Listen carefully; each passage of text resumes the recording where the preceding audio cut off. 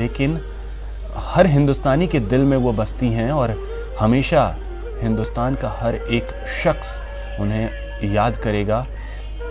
और छत्तीसगढ़ के पूर्व मुख्यमंत्री रमन सिंह को आप देख सकते हैं, वो भी इस वक्त पहुंचे हैं श्रद्धा सुमन अर्पित करने के लिए। कहा यह जाता है कि सुषमा स्वराज अपने वाक्पटुता के लिए जानी जाती थी। जिस तरीके से लोकसभा में उनके भाषण रहे हों, राज्यसभा में उनके भाषण रहे हों, और महज 25 साल की उम्र में वो स्मृति ईरानी भी पहुंची हैं, तस्वीरों के जरिए देख सकते हैं आप।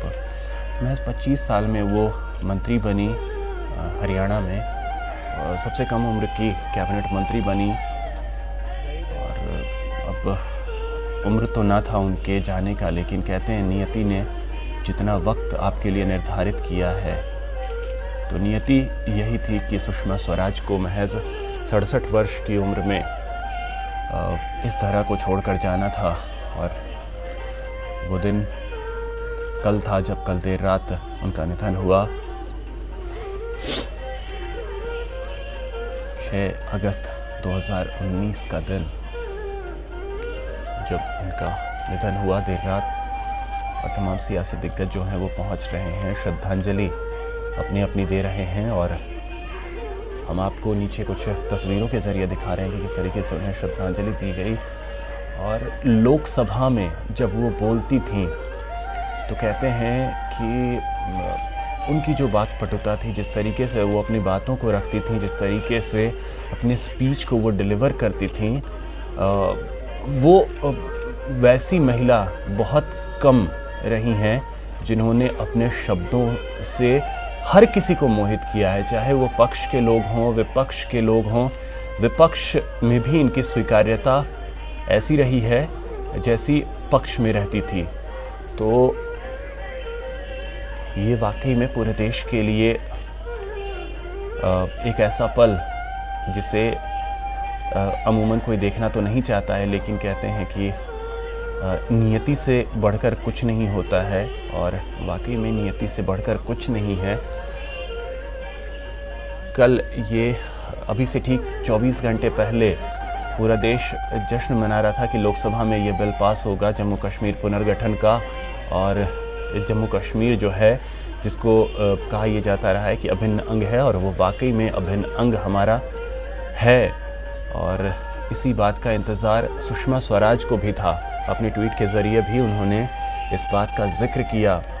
तकरीबन 7:23 के आसपास, यानी 7:30 बजे के करीब उन्होंने अपना अंतिम ट्वीट किया और लिखा कि मुझे इस दिन का इंतज़ार था। तो ये दिखाता है कि शायद नियति ने उन्हें यही निर्धारित किया था कि आप जम्मू कश्मीर से धारा 370 ख़त्म होते हुए देखें। और वो पल जैसे ही उन्होंने देखा, ट्वीट किया, और उसके कुछ ही देर बाद, तकरीबन 1.5 घंटे बाद उन्हें हार्ट अटैक आया और उन्हें दिल्ली के एम्स अस्पताल ले जाया गया। डॉक्टरों ने काफ़ी कोशिश की कि उन्हें किसी तरीके से बचाया जाए, लेकिन ऐसा हो न सका। और तकरीबन 11:15 बजे के आसपास ये दुखद खबर आई कि अब सुषमा स्वराज हमारे बीच नहीं रही। तो सभी नेताओं ने श्रद्धा सुमन अर्पित किया है और अंतिम संस्कार इस वक्त दिल्ली में होना है, और पूरे राजकीय सम्मान के साथ सुषमा स्वराज को अंतिम विदाई दी जाएगी। तो 14 फरवरी 1952 को हरियाणा और तब का पंजाब राज्य के अंबाला छावनी में हुआ था। दरअसल ये एक ऐसा पल होता है जिस पर सहसा यकीन करना बहुत मुश्किल होता है। और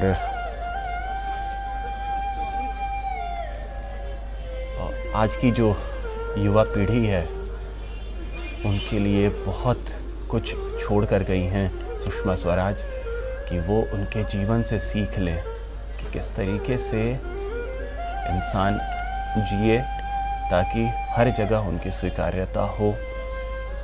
और तस्वीरें हम आपको दिखा रहे हैं। अब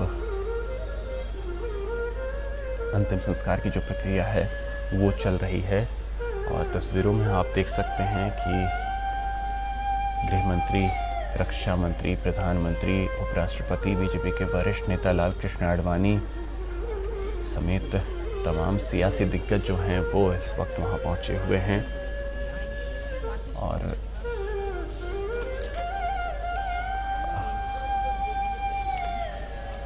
दरअसल जो ये वक्त है इस पर यकीन करना बहुत मुश्किल होता है, लेकिन यकीन तो करना ही पड़ता है क्योंकि नियति जो निर्धारित करती है उस पर विश्वास करना मुश्किल होता है, लेकिन विश्वास करना पड़ता है। और अप्रैल 1990 में उन्होंने राष्ट्रीय राजनीति में कदम रखा और आपातकाल का वो दौर था जब वो बीजेपी से जुड़ी।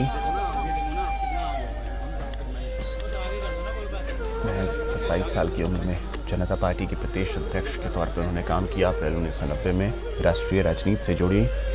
और आपको बता दें कि अम्बाला छावनी में उनका जन्म हुआ था। हरदेव शर्मा और लक्ष्मी देवी के परिवार में उनका जन्म हुआ। उनके पिता भी राष्ट्रीय स्वयंसेवक संघ के प्रमुख सदस्य रहे थे। और स्वराज का जो परिवार रहा है वो मूल रूप से लाहौर के धर्मपुरा क्षेत्र का निवासी था, जो कि अब पाकिस्तान में है। उन्होंने अम्बाला के सनातन धर्म कॉलेज से संस्कृत और राजनीति विज्ञान में स्नातक किया।